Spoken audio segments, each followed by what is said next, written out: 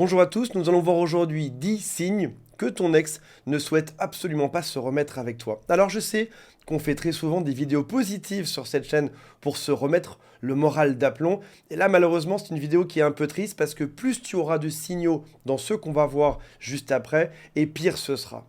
Par exemple, si jamais tu as juste un signe ou deux, c'est pas très grave. Si maintenant tu en as 3, 4, 5 ou 8, dans ce cas-là, c'est beaucoup plus problématique. On voit ça juste après le jingle. Le grand amour ne devrait jamais s'arrêter. Je récupère mon ex.com. Avant de démarrer, si vous le souhaitez, abonnez-vous à la chaîne. Il y a aussi un quiz qui s'appelle Quelles sont mes chances de récupérer mon ex, qui est juste en haut. Et également, vous pouvez contacter mon équipe si vous souhaitez avoir des renseignements et des informations sur comment faire pour récupérer votre ex de la manière la plus efficace possible. Tout premier signe qui est vraiment pas très agréable à entendre, c'est lorsque ton ex te le dit clairement. Non, on ne se remettra jamais ensemble de la vie. Alors, ce qu'il faut savoir, c'est que tout le monde dit ça. Mais tout le monde dit ça lors de la rupture. Si maintenant, ton ex te dit ça au bout de quelques semaines ou au bout de quelques mois, dans ce cas-là, ça veut dire qu'il n'est pas sous le choc, il n'est pas sous le coup de l'émotion, c'est quelque chose qu'il pense réellement. Si jamais par contre, il t'a dit ça au tout début, juste après la rupture amoureuse, c'est le signe qu'il peut encore changer d'avis par la suite. Signe numéro 2, sa colère ne retombe pas.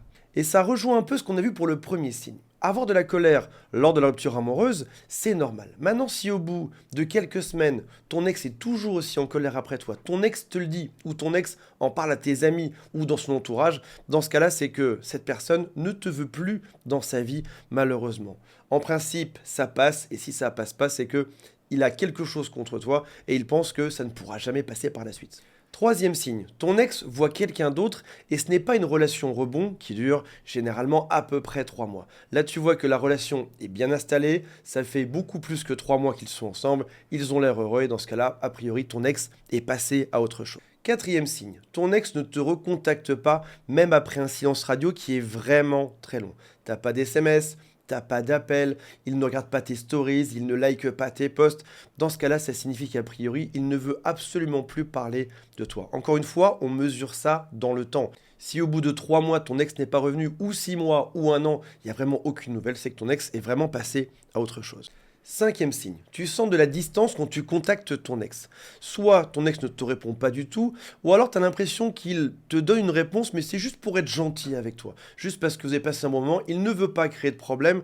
Et tu vois dans le ton de ses réponses que toi t'as envoyé beaucoup de lignes pour lui parler et pour lui partager ce qui t'arrive dans la vie. Et tu vois que ton ex en face a tendance à répondre de manière beaucoup plus courte, beaucoup plus synthétique. Et souvent il prend quelques heures, voire même quelques jours avant de te répondre. Sixième signe, vous êtes devenus des amis. Alors, on a parlé dans d'autres vidéos de ce qui s'appelle la fausse amitié. Pendant quelques jours, voire même pendant une semaine ou 10 jours, on fait semblant d'être amis, on revient dans la vie de son ex, et après ça, on se remet ensemble. Mais là, c'est différent, tu es vraiment friendzoné. Cette relation amicale dure depuis plusieurs semaines, et dans ce cas-là, c'est pas bon signe. Tu vois aucun signal de sa part de séduction, aucune allusion, et même si tu passes de bons moments avec cette personne, tu sens que ça ne va pas plus loin, et la raison, c'est juste que cette personne te considère de manière amicale et ne veut pas plus avec toi. Septième point, qui est peut-être encore pire que d'être friendzoné, c'est que vous ne vous voyez que pour des relations intimes. Ça se passe soit chez toi, soit chez ton ex, ça dure depuis quelques temps, et surtout ton ex ne te propose jamais rien d'autre, comme par exemple sortir à l'extérieur, aller au restaurant, voir des amis, passer un peu de temps en famille. Vous ne vous voyez que pour ça, et encore une fois, ça dure dans le temps. Huitième point, il a tendance ou elle a tendance à annuler les rendez-vous. T'es super content, t'as fait les rendez-vous à ton ex pour le week-end prochain, ou pour la semaine prochaine, ou pour demain soir, et malheureusement, de manière régulière, ton ex annule au dernier moment. Une demi-heure avant, désolé, je suis coincé au boulot, c'est pas possible. Ou alors il a une maladie, ou alors c'est compliqué avec ses enfants. T'as l'impression que à chaque fois, c'est autre chose. Il y a certaines personnes qui n'arrivent pas à dire non et quand tu leur proposes un rendez-vous, qui vont te dire oui à chaque fois pour pas te blesser ou pour pas se justifier. Et malheureusement, dès que la date se rapproche, dès qu'ils savent qu'ils vont voir, ils vont inventer n'importe quoi pour ne pas paraître pour les méchants. Et même si tu leur fais leurs reproches, ils vont te dire mais non mais c'est vrai, j'ai vraiment un problème à mon travail. Neuvième point, vous êtes toujours bloqué, même des mois après la rupture amoureuse. Il est normal de bloquer son ex des réseaux sociaux. C'est quelque chose qui est très fréquent. On se dispute, on se sépare, et qu'est-ce qui se passe? On va vous bloquer par SMS, par WhatsApp, sur tous les réseaux sociaux. Mais là, tu vois que même des mois après la rupture amoureuse, ton ex n'a même pas songé à te débloquer. 10e point, votre relation a été extrêmement courte ou extrêmement longue. Ce sont les deux types de relations les plus dures à récupérer. Les relations courtes, c'est par exemple, tu rencontres quelqu'un dans un bar le soir, vous avez une petite histoire qui dure une nuit ou quelques jours, et là l'autre te dit non, non, mais on laisse tomber, on s'arrête là.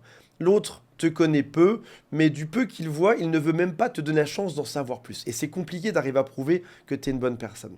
Pour les relations, c'est un peu différent. Vous êtes restés pendant 10 ans, 20 ans, 30 ans ensemble, et ton ex te connaît par cœur. Tu ne peux pas changer du jour au lendemain. Ton ex sait qu'il y a des problèmes et que ça ne bougera probablement jamais si ça fait 20 ans que ça dure. Alors, encore une fois, ce n'est pas statistiquement impossible de récupérer une relation courte ou une relation qui est très longue. C'est juste que vous avez un peu moins de pourcentage de chance que les autres.